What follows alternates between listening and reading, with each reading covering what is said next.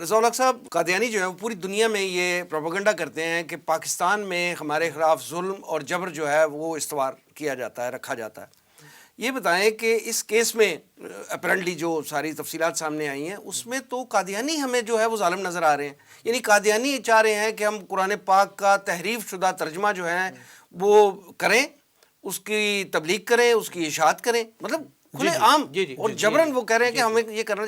اس case میں تو وہ ظالم اور مسلمان مظلوم نظر آ رہے ہیں، جبکہ پروپیگنڈا تو وولٹ کرتے ہیں. کیا کہیں گے آپ؟ وسیم صاحب، حقیقت حال اصل میں یہی ہے.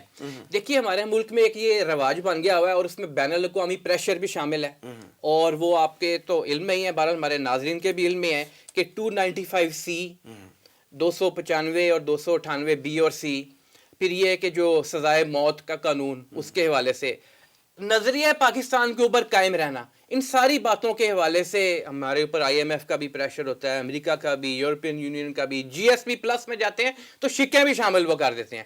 تو یہ اپنی جگہ ایک پریشر موجود ہے. اور یہ جو باقی طاغوتی قوتیں ہیں یہ کس کو سپورٹ کرتی ہیں؟ سب کے علم میں.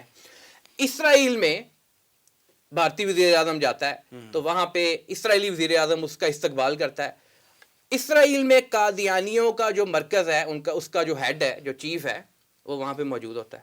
یہ پبلک نالج کی بات ہے، یہ ویڈیو سب کے سامنے آئی ہوئی ہے. قادیانیوں کو اسرائیل کے میں کیا کام؟ اس کا مطلب ہے تانے بانے کہیں اور جڑ رہے ہیں ان لوگوں کے.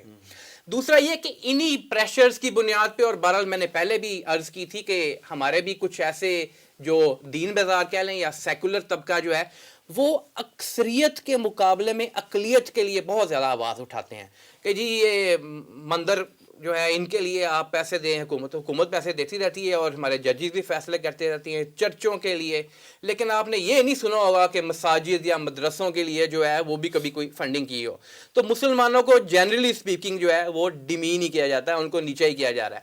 جو 96-97-98% مسلمانوں کی آبادی ہے، ان مسلمانوں کے لیے ان کی بنیادی حقوق جو ہے وہ تو فراہم نہیں کیے جا رہے. اقلیتوں کی بات کی جا رہی ہے. یقیناً اسلام میں اقلیتوں کے حقوق موجود ہیں.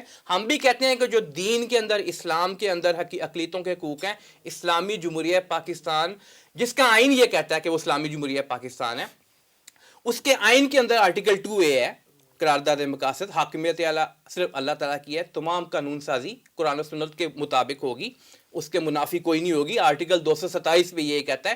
آرٹیکل 31 ہمارے آئین کا یہ کہتا ہے کہ مسلمانوں کو اسلامی طرز زندگی اپنانے میں حکومت ان کو سہولتیں فراہم کرے گی ہر قسم کی. عربی زبان کے بارے میں بھی 38F میں یہ موجود ہے کہ سود کا خاتمہ کیا جائے گا، ریاست جلد سے جلد کرے گی. 2022 کے اپریل میں تو اپنا جو فیڈرل شریعت کورٹ کا فیصلہ بھی آ گیا.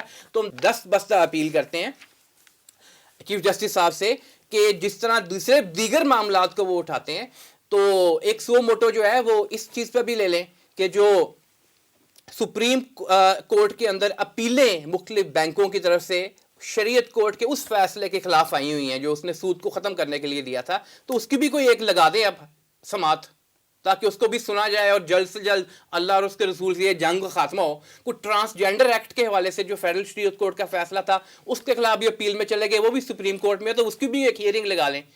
یا صرف یہ کہ ان فیصلوں کو ہی سننا ہے جس کے اندر بین الاقوامی امیج جو ہے وہ بہت زیادہ بہتر ہوتا ہے کہ کہیں قادیانیوں کا فیصلہ سنا گیا. اور بہرحال ہم کسی کی نیت پہ شک نہیں کرتے، لیکن کچھ ایسے ریمارکس ہمیں دیکھنے میں آئے ہیں کہ حافظ قرآن کے بارے میں باتیں، حافظ قرآن کے نمبر جو ہوتے ہیں اس کے بارے میں باتیں، اور یہ کہ کسی شخص کے نام کے ساتھ حافظ لکھا ہوا ہے تو اس کے بارے میں یہ کہنا کہ یہ تم حافظ کیوں لکھتے ہو اپنے نام کے ساتھ. اور یہ اس فیصلے کے بارے میں یہ بھی کہا جا رہا ہے نا کہ چیف جسٹس صاحب نے جو ہے وہ جو سیکولر قوتوں کو خوش کرنے کے لیے یہ فیصلہ جی دیا ہے. میں نے یہی عرض کی. جی